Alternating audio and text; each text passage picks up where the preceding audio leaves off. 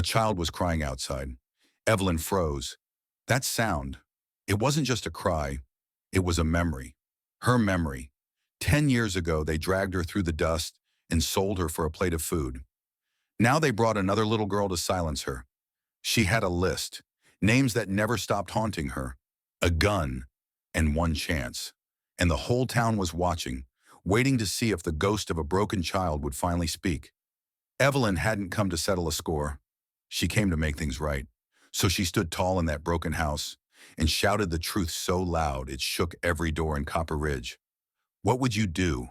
Stay quiet to save one life, or speak loud enough to save them all? The sun hadn't changed. It still hung over the prairie like a tired sentinel, casting long shadows over a town that had long since forgotten how to tell time. The same dry wind blew through Copper Ridge, carrying grit that clung to windows, skin, and secrets alike. Dust choked the main road just as it had a decade ago, swirling around boots, wagon wheels, and the ghost of a memory that was now walking back into town. The crooked sign above Granger's General Store still creaked on its rusted hinge, moaning like an old man's bones when the wind leaned too hard. Paint peeled from shutters like sunburnt skin. The post office still leaned slightly to the right, as if ashamed to stand straight. Nothing had changed, except her. Evelyn Rowe wasn't 9 years old anymore. She wasn't barefoot or bleeding. Not today. 10 years ago, she'd been dragged down this very street, screaming, kicking, clutching dirt as if the earth itself could anchor her.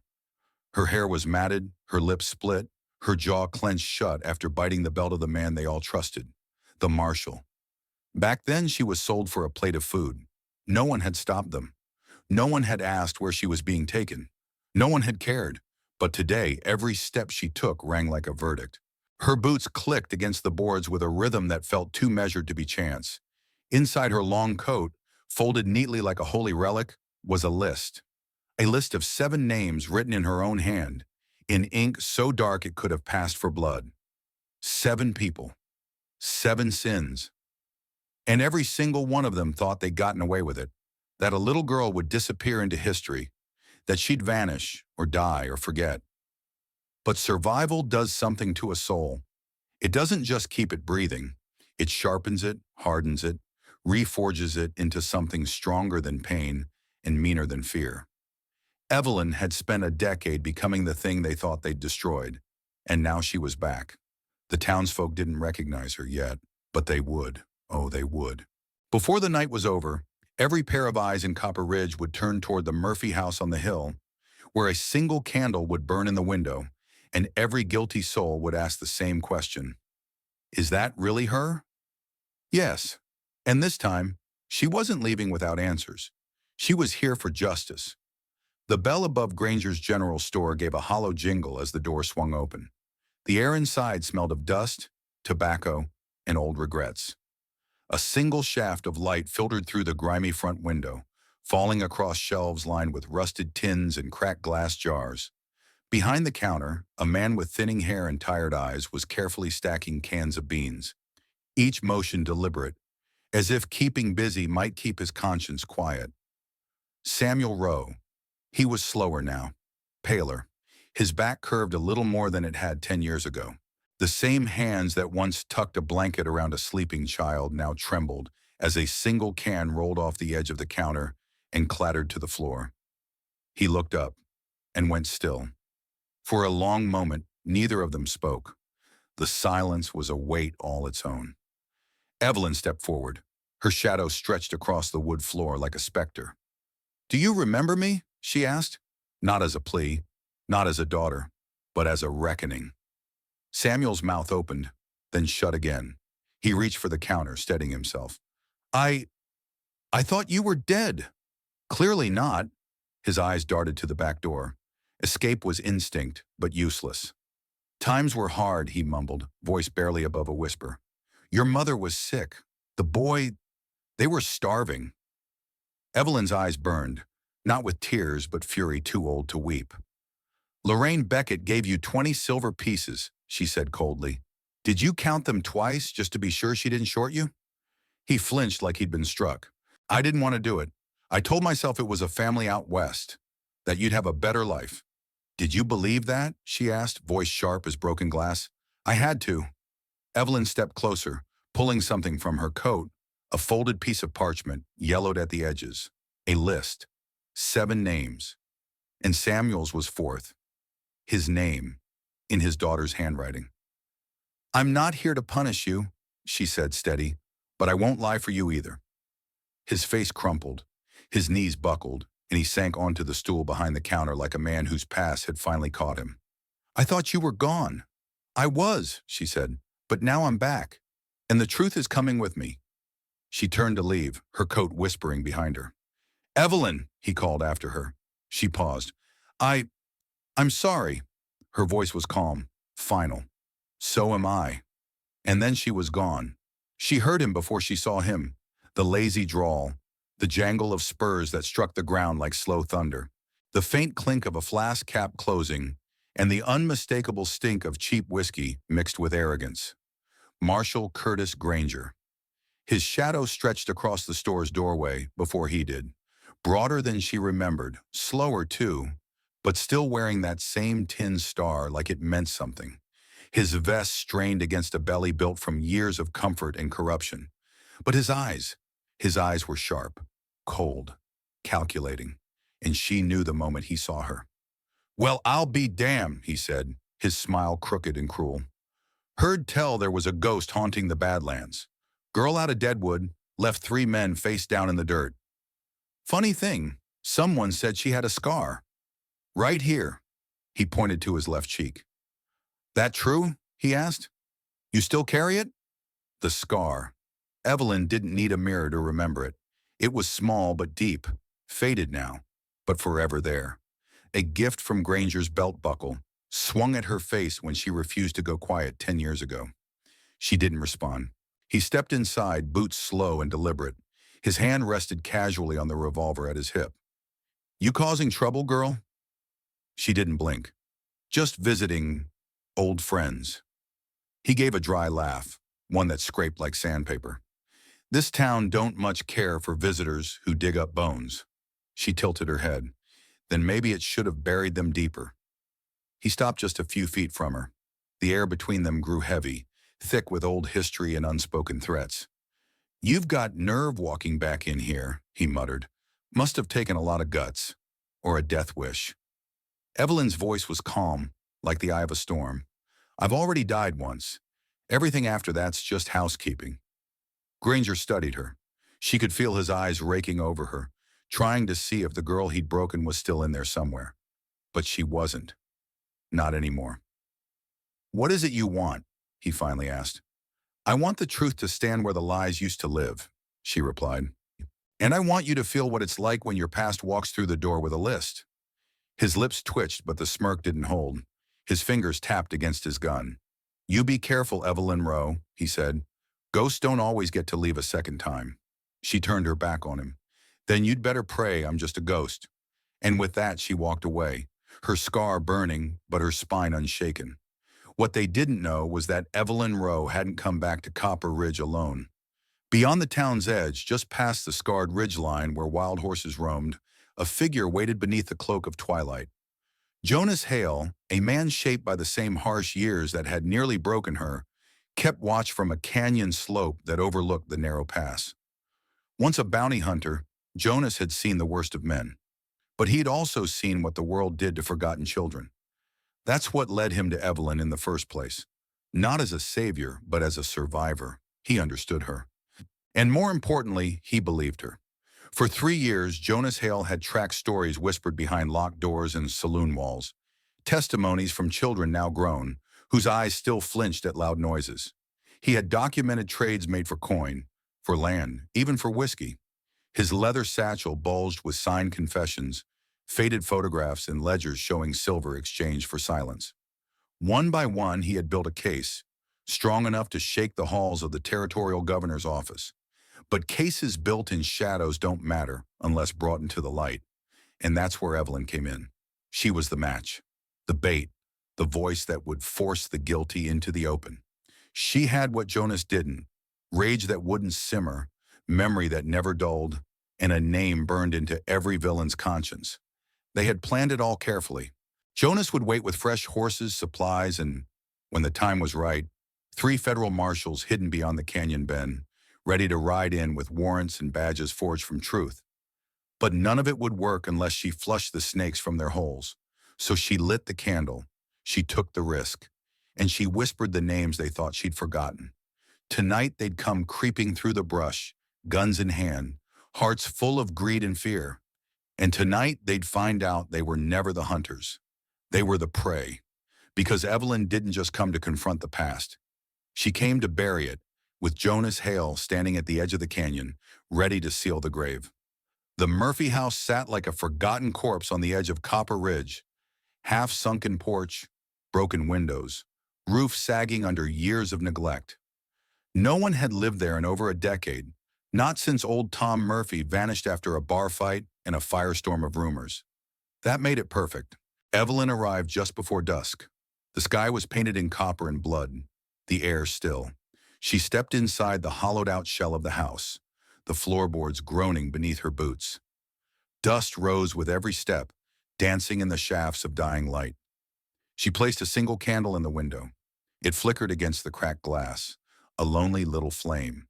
But to the ones watching from the dark, it was a beacon, a signal, an invitation. And just as she expected, they came. Bernard Tullis arrived first, limping up the hill with a lantern swinging from his bony hand. The old banker squinted at the house like it might bite him. In his other hand, he clutched a long-barreled shotgun, though his hands trembled too badly to hold it straight. Then came Lorraine Beckett, her silhouette sharp against the moonlight. She wore a heavy cloak, but Evelyn could still see the glint of a pistol at her side. A nameless brute flanked her, some hired thug with a cruel grin and a sawed-off shotgun. And finally, creeping through the tall grass like a snake, came Marshal Curtis Granger. He moved low and slow, trying to circle the back of the house. His revolver was drawn, his jaw clenched tight. The predator returned to the scene of his crime. Only now he didn't realize he was walking into the teeth of something bigger. Evelyn sat in the shadowed parlor, Colt revolver in her lap, eyes fixed on the front door. She could hear them outside, footsteps circling, the click of a gun being readied, a whisper, a curse. But she didn't move. Not yet. She had chosen the place, the moment, the terrain. Let them think she was prey. But once they stepped inside, they'd find out the truth. Predators don't set traps. Hunters do. And tonight, Evelyn Rowe was both. Evelyn had planned for bullets. She had planned for lies and broken deals, and men with trembling hands pretending they were still powerful. But she had not planned for a child. The moment she saw the little girl, Evelyn's breath caught in her chest. Clara Whitman, 9 years old, barefoot, thin arms bound behind her with coarse rope, a cloth gag hanging loosely around her neck. Her eyes were wide, unblinking, filled with a quiet, desperate kind of terror that Evelyn knew far too well. She didn't need to ask how Clara ended up there. She already knew. Lorraine Beckett held her tightly by the shoulder, her manicured nails digging into the girl's skin like claws. She smiled toward the house, her voice lilting and sickeningly sweet. "Walk out with your hands raised, Evelyn," she called, "and the girl goes home. Try anything clever, and she disappears, just like you did." The threat wasn't empty. It was calculated, and it was working. Evelyn's fingers trembled slightly around the revolver in her lap, not with fear, but with memory. 10 years ago, she had been that child, dragged from her family, promised a better life, sold for silver by people who once said they loved her. The world hadn't come to save her then, and now she was all that stood between Clara and the same fate. She glanced toward the canyon where Jonas Hale waited, hidden, watching. A whistle or a gunshot would bring him in, along with the marshals. But if the timing was wrong, Clara would be the first to die in the crossfire, and Evelyn couldn't let that happen. Not again, not to someone else. She closed her eyes for a moment and took a breath. Then she rose from her chair, stepped to the shattered front window, and looked out toward the town below. Her voice, when it came, was steady as steel and sharp as a blade. 10 years ago," she called loud enough for the wind to carry, "7 people in this town sold a child." Silence followed, then footsteps, doors cracking open, faces peeking out from behind curtains and doorways. "And tonight," she continued, her voice rising. They plan to do it again. The wind stilled.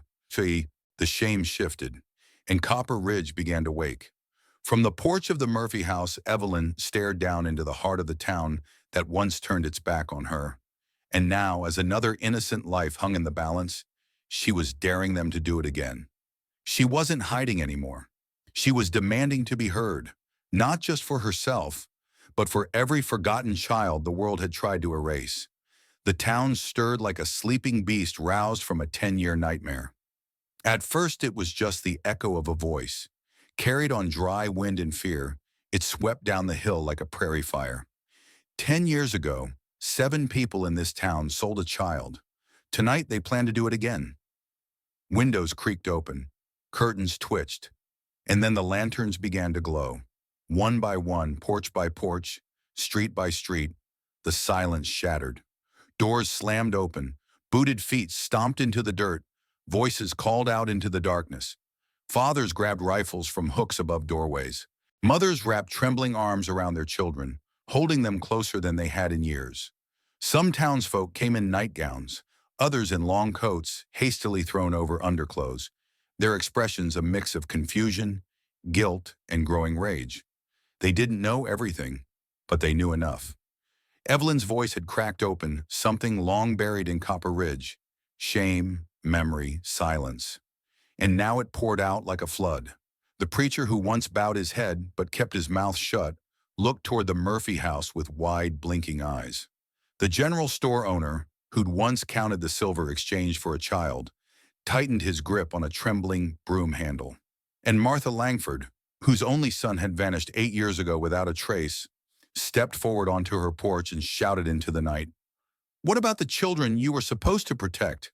Her voice was hoarse and breaking, but it lit the crowd like a spark to tinder. Shouts followed, demands, tears, names. Evelyn had peeled back the skin of the town, and underneath, all its rot was boiling to the surface. They came not just as neighbors now, but as witnesses, as accusers, as parents who suddenly saw their own children's faces in the terror-struck eyes of Clara Whitman. And as they climbed the hill, drawn by the candlelight in the broken Murphy house, one thing became clear. The hunters were no longer hunting. They were being watched, named, surrounded. For years, justice had hidden behind badges and banks and pretty smiles. But not tonight, because justice wasn't hiding anymore. It was on the hill, holding a revolver, and wearing the face of the girl they all thought had disappeared. A hush settled over the hill, an eerie pause, like the world itself was holding its breath. Then, out of the canyon mist, Jonas Hale emerged. He walked slowly but deliberately, a sawed-off shotgun cradled in one arm, his leather satchel slung across his back. The moonlight glinted off the edge of a brass buckle on his coat, but it was the 3 men who followed behind him that brought the collective gasp from the crowd. Federal marshals, their badges flashed gold in the lantern light, long coats dusted by the wind, revolvers holstered, but ready, silent, unshakable. Jonas's voice rang out clear across the tension-choked night. Jonas Hale, special investigator, acting under the authority of the territorial governor. He stopped at the crest of the hill, just a few yards from Lorraine Beckett and Clara. We carry warrants for the arrest of 7 individuals on charges of child trafficking, conspiracy, and endangerment of minors. The names weren't listed, but everyone knew who they were. Bernard Tullis, pale and shaking, took a faltering step backward. Lorraine Beckett's grip on Clara's shoulder slackened. For the first time that night, her smile faltered. Marshal Granger exploded. "This is a setup," he roared. His hand flew toward his holster, but he didn't draw. Not yet. She planned this whole damn thing. He was right, of course. It had been a setup, but not in the way he meant. It wasn't a trap for profit or power or revenge.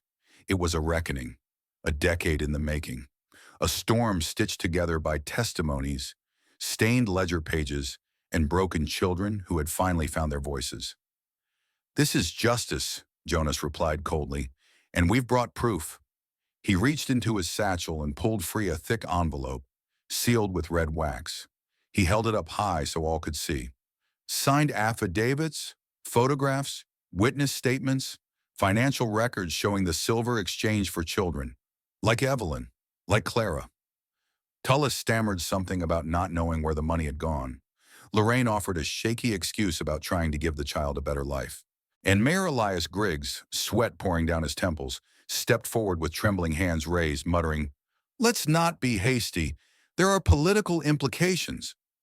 But no one was listening anymore, because Copper Ridge had heard enough. The crowd wasn't angry now, it was determined. The truth had arrived on horseback, carrying the law in one hand and consequences in the other, and there was no riding away from it now. Marshal Curtis Granger's rage erupted like a dam breaking, his face flushed red, his chest heaving with every breath. Spittle gathered at the corners of his mouth as he spun to face the crowd and the marshals closing in. "You think this changes anything?" he bellowed. "You fools think she's a hero? You think this is justice?" He pointed a trembling, accusatory finger at Evelyn. "There's more like me. Hundreds. You can't stop them all." Evelyn stepped forward, her revolver still by her side, untouched. Her boots moved slowly through the dirt, each step deliberate, like a drumbeat announcing the end of something ancient and rotten. Her voice when she spoke wasn't loud, but it didn't need to be. "Maybe I can't stop them all," she said, her gaze locked on his. "But I can stop you." Granger's lip curled. His hand flew to his holster, the steel of his revolver clearing leather. And still, Evelyn didn't blink. She stared down the barrel of the same man who'd once carved a scar into her cheek and sold her future for silence. But before he could fire, something shifted. The crowd. They moved. It was subtle at first. A step forward here, a hand on a weapon there. But it grew. Dozens of people now standing between Evelyn and the lawman they once feared. Granger looked at them, at the faces of the same townsfolk who had once ignored his crimes, now filled with something he hadn't expected. Resolve. No more fear. No more silence. Just judgment. Real, unflinching judgment. His eyes flicked to Jonas, to the marshals, to the witnesses in the crowd. His shoulders slumped. He let the gun slide from his grip. It hit the ground with a heavy thud. Then came the badge. Granger unclipped it from his vest with slow, shaking fingers. He looked down at the tarnished star for a long moment and let it fall. It landed beside the revolver in the dirt, two broken symbols of power, stripped and silent. No one applauded, no one cheered, because this wasn't a victory. It was an ending, and somewhere beyond it, a beginning. The sun was rising when Evelyn Rowe walked back into Granger's general store. The dust in the air shimmered like gold, soft and forgiving in the morning light. The door creaked open, and there behind the counter stood Samuel Rowe, her father, still frozen in the same spot where she'd left him. He looked like a man who had aged a decade in one night. His eyes were rimmed red, not from sleep, but from silence. Years of it. A silence that had once protected him, but now only crushed him. Evelyn approached the counter slowly, her boots scuffing against the worn floorboards. He didn't speak. He only looked at her, as if he wasn't sure she was real. Then she said the one thing neither of them had expected to hear. "I'm sorry." Samuel blinked. His lips parted slightly. "For the hunger, for the silence, for what happened to our family, for what you had to carry all by yourself." He didn't cry in shame. He cried the kind of tears that come from carrying something too heavy for too long, and finally setting it down. Evelyn reached into her coat and pulled out a small leather pouch. It clinked softly as she laid it on the counter between them. "That's my share of the reward," she said. "Start over. Build something that heals instead of hides." He nodded, unable to speak. Only tears answered. And in time he did. Samuel Rowe moved west, settling in the quiet hills of Oregon, where he opened a small school for orphaned children, kids with no names, no past, and no one left to fight for them. And Clara Whitman, she grew up safe, loved, protected. She often spoke of the woman who had stood for her on that hill, the one with a scar on her cheek and fire in her eyes, the girl who came back when no one else would. As for Copper Ridge, the town changed. The silence that once buried truth gave way to something braver. People remembered. They listened. They watched out for one another. The town that had once traded in secrets learned to protect its most vulnerable. And Evelyn Rowe, She mounted her horse and turned toward the horizon. There were more names, more children to save. But the rage that once fueled her steps had softened. It had become purpose, a purpose stronger than revenge, one rooted in the simple, unshakable truth. The cycle ends here, and healing always begins with the ones brave enough to return. What happened in Copper Ridge may be fiction, but the lessons it holds are very real. In today's world, we may not trade children for silver, but we still turn away from hard truths. Abuse hides in silence. Corruption wears a badge, and the innocent still suffer when the powerful go unchecked. Evelyn Rowe's story is about more than revenge. It's about standing up when no one else will. It's about how healing doesn't begin with justice.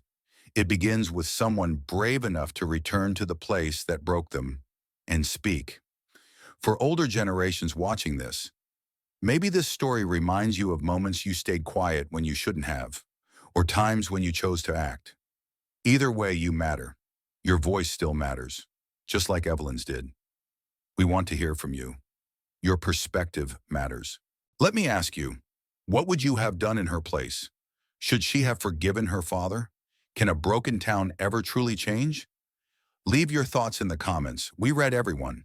And if this story moved you, please like the video, subscribe, and share it with someone who needs a little courage today. Because sometimes the most powerful thing you can do is listen. Sometimes it's to speak, and sometimes it's simply to remember. Thank you for joining us today. We'll see you in the next story. And until then, ride brave, love loud, and never ever stay silent. God bless.